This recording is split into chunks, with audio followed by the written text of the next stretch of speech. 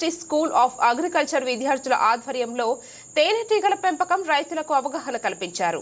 వీణవంక మండల కేంద్రంలో SR university school of agriculture విద్యార్థులు రైతులకు అదనపు తేనెటీగల పెంపకం, వ్యవసాయధారిత పరిశ్రమ, రైతుల అదనపు ఆదాయం కోసం తేనెటీగల పెంపకాన్ని చేపట్టాలని అన్నారు.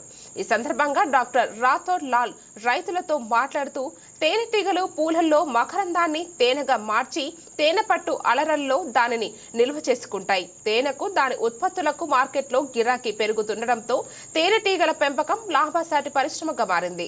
తేనెటీగల పెంపకం నుండి లభించే విలువైన ఉత్పత్తులలో తేనె, మైనపు ప్రధానమైనవి. తేనెటీగల పెంపకానికి కొద్దిపాటి పెట్టుబడి, వనరులు, సమయం సరిపోతుంది. తేనెటీగల పెంపకానికి, మైనం తయారీకి వ్యవసాయ పరంగా కొట్టిపాటి స్థలం సరిపోతుంది. కొట్టిపాటి వనరులు తేనెటీగల పెంపకానికి సరిపోతాయి. పూలు పూసే మొక్కలలో పరాగ సంపర్కానికి తేనెటీగలు ఎంతగానో ఉపయోగపడతాయి. ప్రొద్దుతిరుగుడుతో పాటు వివిధ రకాల పంటలలో పండ్ల మొక్కలు, పూల మొక్కలు, ఉల్లి మొక్కలు, జామ చెట్లు, వివిధ రకాలైన పూల చెట్లతో అధిక దిగుబడికి తేనెటీగల పెంపకం ఉపయోగపడుతుంది. విద్యార్థులకు జమ్మికుంట కేవీకే డాక్టర్ మహేష్, విష్ణువర్ధన్ వారు కూడా విద్యార్థులకు ట్రైనింగ్ సమయంలో ఎంతగానో సహకరించారు అని అన్నారు.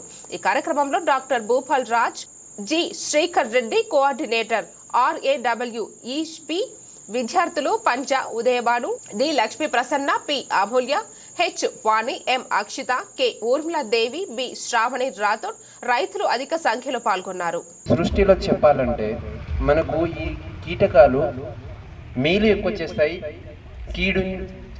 కీడు కంటే మేలు ఎక్కువ చేస్తాయి. కానీ మనం ఏం చేస్తున్నాం? మన పాపులేషన్ని, మన జనాభాని పెంచుకుంటున్నాం. మన ఆహార పదార్థాలను పెంచుకోవడానికి ఫర్టిలైజర్, పెస్టిసైడ్స్ ఇవన్నీ వాడడం వల్ల ఏమవుతుందంటే వాటి పాపులేషన్ పెరిగిపోయింది. అందుకోసం మనకు కీటకాల వల్ల ఇప్పుడు నష్టాలు జరుగుతున్నాయి. లేదంటే కీటకాలు మంచివి. అందులో భాగంగా ఇలా మంచి కీటకమైనటువంటి తేనెటీగల పెంపకం గురించి చెప్తాను. మీలో ఎవరైనా తేనె తిన్నారా? ఎక్కడి నుండి తెచ్చి తిన్నారు? చెట్టు నుండి తెచ్చి తిన్నారు. మరి చెట్టులా మాకు తేనె దొరికితే, చెట్టు నుంచి తేనె దొరికితే మేము తేనెటీగల పెంపకం ఎందుకు చేసుకోవాలనే డౌట్ రావచ్చు. మీరు కాన్సన్ట్రేషన్ పెట్టి వింటే మీకు పూర్తిగా ఇవాళ తేనెటీగల పెంపకం గురించి నేర్పించిపోతాం. ఈ సెషన్లో మనం తేనె గూడు ఏర్పాటు నుంచి తేనె ఉత్పత్తి, తేనె కోసే వరకు నేను మీకు నేర్పించేసి పోతాం. మనకు ఆల్రెడీ అక్కడ తేనె దొరుకుతుంటే చెట్టు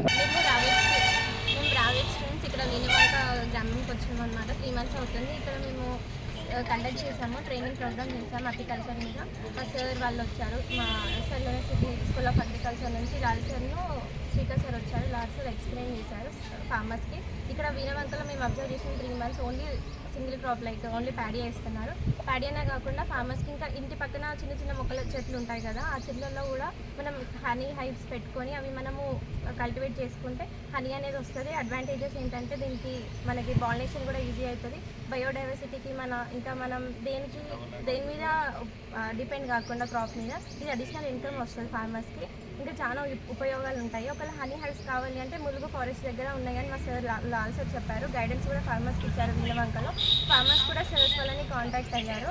మా సర్స్ వాళ్ళు చెప్పడానికి కూడా రెడీ ఉన్నారు, ఇవ్వడానికి కూడా రెడీ ఉన్నారు.